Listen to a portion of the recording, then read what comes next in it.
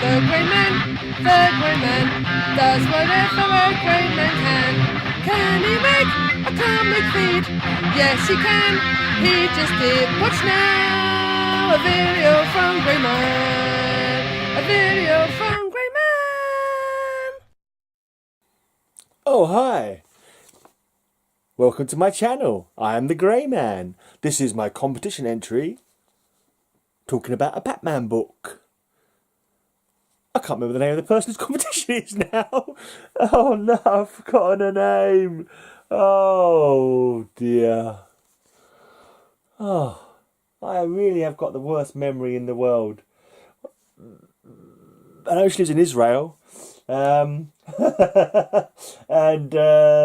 oh dear, literally. Looking for my timeline on my YouTube. It's annoying because I do watch practically all of her videos, and but yeah, I have an old man brain. Matilda Gothika, that's it. Yeah. Okay, so she wants to know your favourite Batman story. Oh, it doesn't have to be your favourite, but one that you enjoy. No, Batman. Anyway, so this is one of my earliest Batman comics that I bought as just a wee lad. This one came out in November. Well, it's cover dated November 1969. So it probably came out a couple of months before that. So I would have bought that around about the time of my 10th birthday. I remember buying this in the shop around the corner from where my dad lived. So yeah, I can even see some cover damage there in the Batman logo. Some idiot has penciled into the Batman logo. It was me. I remember doing that as a kid. I've no idea why I did that, other than the fact I wasn't really... I mean, I kept my comics fairly good nick, actually. I didn't fold them up or anything like that. I always kept them on a shelf or in a box. I can't remember if I put them in a box or not. I know I had them on a shelf, because I've still got the shelves over there where my comics still live. Many of them anyway, not all of them obviously. But yeah, so this Batman story, I mean, I thought when I was thinking back, I thought this was my first comic, but there are a couple that I did actually get before this. Another Brave and the Bold from before this, when he was teaming up with Plastic Man in the mob stole Christmas. It was like, oh, the mob have stolen Christmas. I must read this comic. But no, this is when he teams up with Dr. Fate, and Dr. Fate is a great. I love Dr. Fate's costume. He's not doing it on the cover, but I always remember Dr. Fate as like his beams being like looking like ankhs, like Egyptian ankhs was his firing beam. But anyway, in this comic, with Dr. Fate and Batman teaming up, there's a police officer. He's getting a citation for, I don't know, being a good police officer kind of thing. And then all of a sudden the police start all getting corrupt, like magically corrupted, robbing banks. Batman goes in to see Commissioner Gordon, goes, "What's going on, Gordon? All your force are all turning to evil." And Commissioner Gordon goes, "Oh, really?" Gets his gun out and starts trying to shoot Batman. So it's like, oh my gosh. So there you go, he's got him at the front there. "Commissioner Gordon and the Gotham police are trying to kill Batman. Why?" Right. And what it is, there's a person who died. He was a bent copper. He was a wrong 'un. He was he was proven to be taking bungs and that kind of thing. So Batman's investigating that, whilst Dr. Fate goes into the astral plane or the spooky, gloomy zone or whatever to try and find out basically the soul of this dead policeman. Batman discovers that it was a frame job. He was a straight cop and it was a bent cop. Actually, the guy who got a citation at the beginning of the issue, he was the one who basically framed him. So Batman is able to find out that he wasn't a bent copper at all. He wasn't a bad and he wasn't a wrong and he wasn't a bad egg. He was basically fitted up by the real corrupt people within the Gotham Police Department. And at the same time, Dr. Fate discovers the soul of this dead policeman. He's kind of been taken over by a demon. He's kind of like, because of his anger and his desire for revenge, he's let this demon grab hold of his soul, and it's kind of using his anger at the basically once the demons I don't know, once the demon has like used him for long enough, he's going to be able to claim his soul. So Dr. Fate is trying to save this dead policeman's soul, at the same time as Batman is trying to prove his, save his reputation, prove that he wasn't, wrong, and that's why he's fighting back against the Gotham police, because they silenced his good name. So anyway, yeah, basically it's Batman and it's Dr. Fate. So of course they succeed.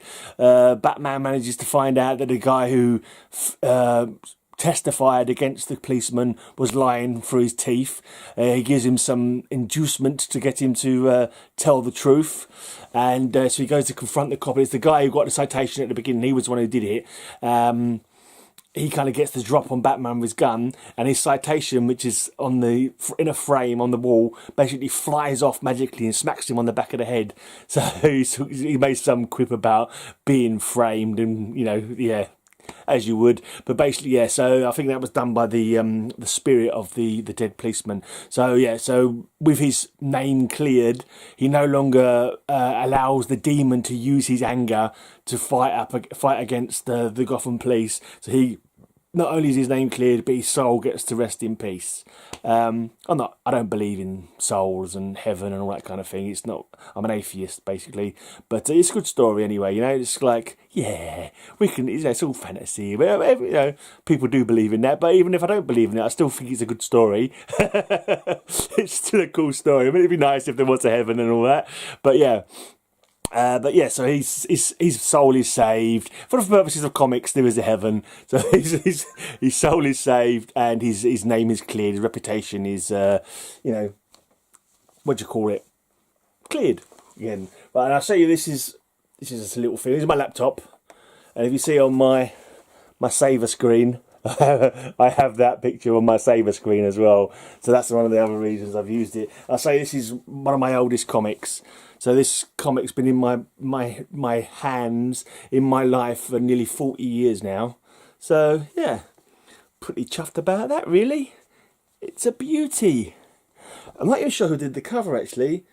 I'm wondering if it's like Kane or Aparo, or I'm no good at telling. The inside art is by Don Newton and Bob Smith, so maybe it's one of them two guys who did the cover.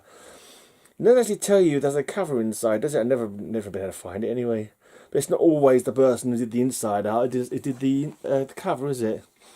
I get the feeling it's a different cover artist. I don't know who the cover artist is anyway. But that's the thing, I've never been good at knowing who the artists are. And I don't really care as long as the art is good. And I like the interior art. Interior art's pretty cool. Is that where this is where Gordon gets his gun out and starts shooting at Batman? I don't know if there's any picture of Dr. Fate, because he always used to be like, his magic used to be in the form of an ankh. That's how I always remember it being anyway. But it doesn't seem to be in here. That's really weird, that, because I always got a memory of like his sort of magic spells, forming in the shape of yellow ankhs. Like he'd fire blast and it'd be like in the shape of a yellow ankh. But no, it's not actually in this comic. There's not a single appearance in this comic where he's wielding a magical effect that looks like an ankh. So that just goes to show that your memory is not what it's made.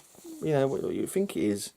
Must have been in other comics that his magic developed like that. That's really weird. Because even in this one, I thought I remembered it being like an ankh, like coming out of his hands, but it's not. It's really weird, that. But this goes to show your memory, whatever. Anyway, that was far too long a video. Not only did I not remember Matilda Gothika's name, even though I'd only looked at it like 5 minutes ago before I did this video, but yeah, I just babbled on for ages about nothing as well, because that's the kind of man I am. Anyway. Na na na na na na na na na na na na.